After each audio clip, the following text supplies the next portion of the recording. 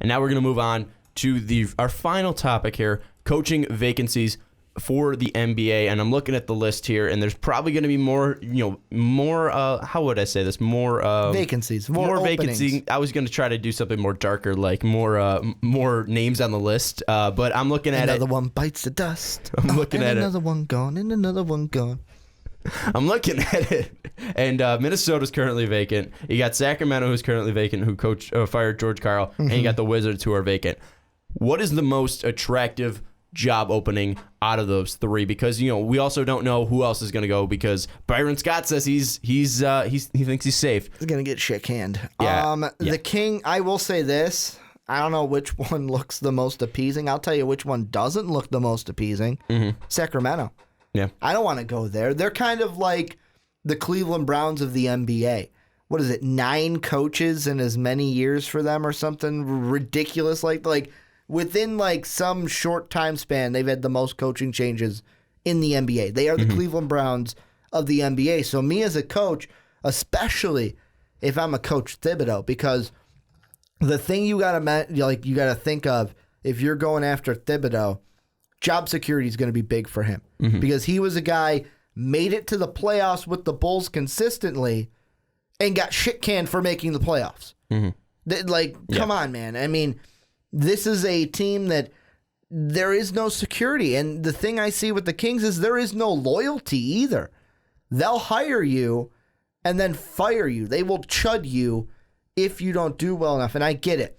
Opening a new stadium, got to get butts in the seats. However, coaches are going to look and go, no, you're just backstabbing fools, and I'm not going to go there. Mm-hmm. Yeah, I mean, I look at the 3 that we talked about that we know are going to be vacant. I think it's Minnesota easy because of that young core. You got Wiggins, you got Karl Anthony Towns, you got a top 5 draft pick, you got Levine, you got Ricky Rubio if he stays. So I think the Timberwolves is the most appealing. But really, the big question is, I think, and I agree completely with Sacramento, so I'm not even going to touch it. I mean, the Wizards look good because you got Wall and you got a star to build around, but outside of that, you need some help there. But if you look at the Kings there, the Kings are a shit show. Minnesota looks the most appealing, but now it's really... because of all the young talent. Yeah, but now it's really, is Houston going to keep Bickerstaff because he got him to the playoffs? Brooklyn's most likely going to fire Tony Brown, so Brooklyn's going to be open. Phoenix most likely will be open after Earl Watson, the interim coach, gets canned. And then really the Knicks, are the Knicks going to go with Kurt Rambis, or are they going to try to go out and get someone new? The thing I look at is who is going to be leaving, or who's going to be, take that interim tag off and get rid of them, and who's going to get that interim tag taken off and then made an official head coach, and then what assistant's going to leave, because I think the big name out there is Luke Walton, and Luke Walton did phenomenal, getting the Warriors to a 24-0 start, and really, what team is going to make the best pitch to get Luke Walton? And I think the Lakers, the smart thing to do, you got a guy who knows LA, you got a guy who's been there before, you fire Byron Scott, you got a young talent, you got a ton of young talent in LA, you bring in Luke Walton and see what he can do. I think that's the best option there, best fit for anyone out there. But I think that you look at Thibodeau, it's going to be a hard spot to find him, even though he's made the playoffs, because there's been the stuff with the Bulls where, he overworks his players. He's very hesitant to change. He's got his own system, and it's worked well before, but he really hasn't proved that he can win a championship. The thing with the Kings I look at is, he might be able to win over Boogie, but is Vivek going to even be able to help him? The Wizards, you have John Wall, and I think that might be actually the best place for him, because you have John Wall, who is a great worker, and you have a GM who seems somewhat competent. So to build a team. So I look at the Wizards, and I think, all right, maybe the Wizards are the best chance for you to develop, because the East is pretty weak, and you have a chance to jump in there. And Washington's still like a city that will back you up, a city that will go to the games and still support you if you're doing well. So I think that the Wizards might be the best place for Tom Thibodeau, because I look at the Rockets. I don't think James Harden's the worker that you want in Houston. I know he'll play the minutes you want, but I don't think he's the guy that you want. John Wall's fantastic on defense. He's fantastic on offense.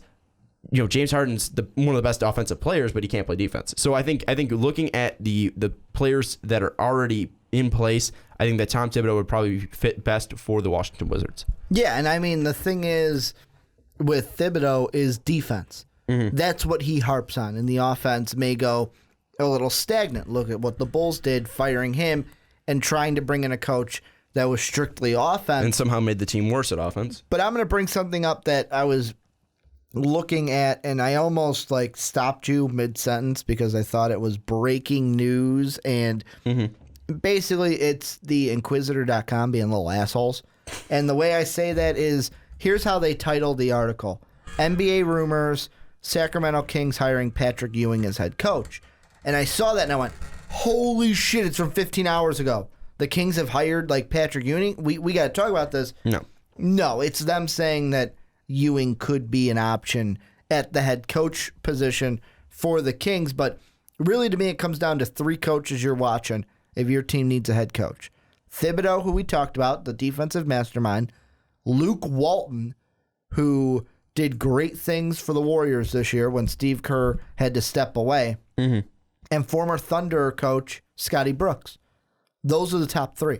I disagree completely with Scott Brooks. There are teams. Completely disagree. He wasn't a terrible coach when he was with the Thunder, and he's going more of the Thibodeau route where it's like take a year off, come back. I mean, I look at it and I say the most intriguing coaches are Tom Thibodeau, Luke Walton, and David Blatt. David Blatt proved that, he hasn't been able to prove anything because you have LeBron James on your team. David Blatt would be an interesting one for the Timberwolves. David Blatt would be interesting, but I don't think they're actually interested in him and from reports that have come out. The reason why he would work well to me with the Timberwolves is because there's not a lot of personality. Well, not that, but what was he brought in to Cleveland to do? Work with young talent.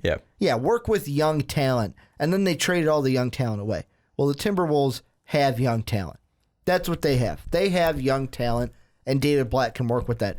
If I'm the Timberwolves, I'll tell you one coach I don't want, Thibodeau, because he doesn't play rookies. Yeah. So you're going to get young talent. Thibodeau's not going to play him. But Thibodeau also never had a player like, a possible like stud. And, he never had a guy who was like a top 5 pick. He never had, because the Bulls were never that bad. He had Derek fucking Rose. But Derek Rose wasn't a fucking rookie when he took over. Joakim Noah, who was a top 10 pick, and we couldn't do fucking anything. But weren't rookies when he fucking took over.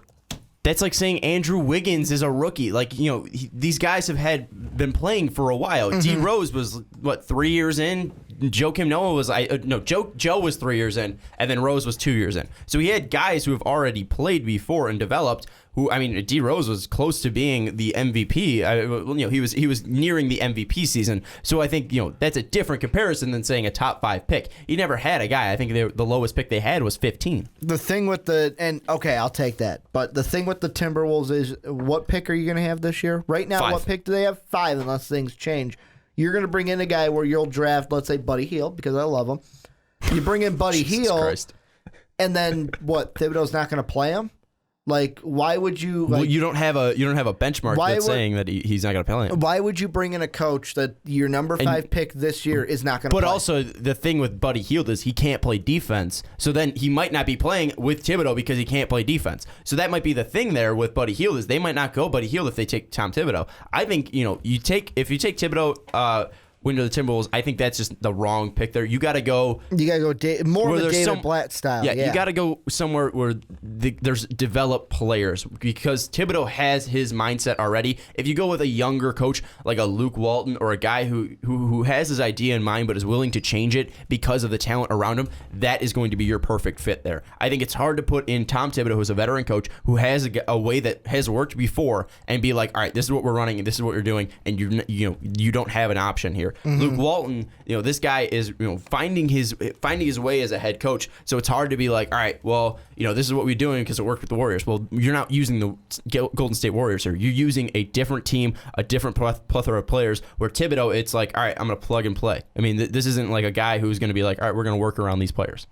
Well, and another thing that is interesting, and Luke Walton's the main one, but I'm looking at an article that I looked at last week before we recorded where ESPN said 6 head coaching candidates to watch this summer, and they're all assistants. They're all of them. And here's the ones that they list. They've got Nate Tiblitz, the assistant coach with the Trailblazers. Mm-hmm. They then go with Nick Nurse, Raptors assistant coach. Mm-hmm. Chris Finch, Rockets assistant coach. Steven Silas, the Hornets assistant coach. And Sean Sweeney with the Bucks. I'm going to throw in one more on top of him because I think he's a name that people could look at, even though I don't know how he'd be as a head coach. Sam Cassell, who's with the Wizards. Is there a team that maybe goes and maybe right what you were saying, get a guy who doesn't have his philosophy in place right away like a Thibodeau? Mm-hmm. Does a team go with an assistant coach and says, hey, you're going to be our new head coach? I think they're going to go with someone who either has been a head coach before but hasn't really had not maybe a lot of success. I think David Blatt would probably be the one head coach they would go with and be like, all right, that's it. Because Blatt is going to bring in his own style, but he's willing to work around it because obviously he was willing to work around it in Cleveland. The one thing he just that got pushed out of town by Baby Brown. Yeah, the one thing I do want to yell at you for is mentioning that Scott Brooks is a good head coach, because when he was on the Thunder, his plan was, all right, we got Kevin Durant and Russell Westbrook. All right, we'll give the ball to them, and if not, make them shoot it with 4 seconds left. Like that was his offense. All right, is KD open? Nope. They got to the finals with James Harden. It's kind of like the Alexander Ovechkin mindset. Get him the puck. Mindset with the Washington Capitals. It's like, all right, is Ovi open for nope. Is Ovi open on the power play? Yes. Did he miss? Yes. Give it back to him. It's like, all right, is KD open? No. Is Russ open? No. Give it to KD. Is he open? No. Is Russ open? No. And then just, KD's going to shoot it or Russ is going to shoot it. Mm-hmm. He doesn't have a true offense. Where David Blatt, he didn't get the chance to do that because, LeBron's there and you have Kyrie there and you have Kevin Love there, and you really have to work on, are these guys going to mesh, rather than, all right, let's do what we had. Because you can't say like, oh, well, Scott Brooks had Kevin Durant and Russell Westbrook. He had those guys for a long time. He wasn't brought in. He was brought in 2007 when they're still the Supersonics. So, I mean, he didn't have the chance to implement. He had a chance to implement his offense. He just was like, all right, well, we have two of the best players in the league, so let's just give them the ball. Mm-hmm. There was no offense there. It was let's run KD and Westbrook. I'm going to take your job, and I'm going to ask you a question to close out the podcast unless you have anything else to add. No, I'm good. Any vacancies that open up that are not open yet? I would say Houston's going to open up. I think they don't want to go with Bickerstaff, even though he's done a phenomenal job getting them to the playoffs. I think that it's mostly going to be interims. Los Angeles will probably be one because they haven't fired him yet. Mm-hmm. But they're going to fire fucking Byron Scott. Is there a playoff team though that maybe fires their coach? Like, I don't really see a playoff team firing their head coach. I mean, you heard rumors that Vogel might get fired, but I mean, Vogel should have been fired after they lost to the Heat in the first round years ago. I think Vogel's a good coach. I don't think he's that. I don't think he's the problem there in the Pacers. They don't have a big man. Jordan Hill's their starting center, for fuck's sake. I think if the coach is going to go, I think it's going to be Alvin Gentry from New Orleans Pelicans. I don't think he's a good head coach at all. He's never proven himself outside of the one Phoenix where he had like Steve Nash running the helm. Or the Bulls. Yeah. Do they chud Hoiberg? They're not going to do that because of money reasons. And you got to give them a chance, because I was mostly saying that out of just annoyance, because I said that before, that, they're going to fire Fred Hoiberg. Logistically, they can't do it. And also, give them a year with these players. Give them a year with, getting rid of Thibodeau's players and get Hoiberg's guys in there and see what they can do. So, I mean, give him a chance and see what Freddie can do, because I don't know if what Freddie can do. So I don't know. Just let the Bulls suck for 1 more year. I don't like him as a coach, but we'll see what happens. And one last thing I want to mention before I let you do your thing is interesting news out of New York. We talked about Kurt Rambis maybe being the head coach of the future. Check that out down below. However, Carmelo Anthony this week said he wants Coach Thibs as the coach of the Knickerbockers. Yeah. Well, I don't know. Fuck it. I don't fucking care. Carmelo likes to run his damn mouth. Like, Carmelo's like, well, my window's closing. Get Thibodeau in. We should trade for a big man. I'm not happy in New York. Melo's hot and cold. Do you know what? I mean, in Melo, I don't know if he's really in the place to be talking that much, because Carmelo, what have you done recently? I mean, Carmelo, you might still be a great player, but we haven't seen it. I mean, I have no idea. Carmelo, you can say that you want that head coach, and maybe it will change, but you've wanted a head coach before in D'Antoni, so maybe that will change too. I mean, I look at him, and he's just been worse and worse and worse and worse and worse and worse and worse every single season, and I don't know if Melo can still be that star, and I don't know if Melo should really be running his mouth. That's my thoughts on Carmelo Anthony. So maybe I'm a little salty because then it comes to the Bulls. Anyways, thank you for listening, everyone. That's going to wrap up this Fast Break podcast for Ricky Widmer. I am Sean Anderson. And if you're listening on SoundCloud, hit that little red like button and repost this to all your friends. Thank you so much for supporting us on SoundCloud. If you're listening on YouTube, hit that like button, subscribe to our channel, and if you love us so much, please share this video out and get it all to your followers on Twitter and on Facebook and on Snapchat. And speaking of Snapchat, we are now on Snapchat at Most Valuable Pod. See all the behind-the-scenes action of MVP Network. Get updates on when videos are going to be posted, when podcasts are going to be posted, because we're up to date, we're lively, but we just need friends on Snapchat. And you can also follow us on Twitter at Most Valuable Pod. I am Sean Anderson. I am on Twitter at Schwarbo, and Ricky is on Twitter at Ricky Widmer. But anyways, that's going to wrap up this Fast Break podcast. Thank you so much for listening, and we will see you next week. Thank you for listening to this MVP podcast. Follow us on Twitter at Most Valuable Pod for more great podcasts.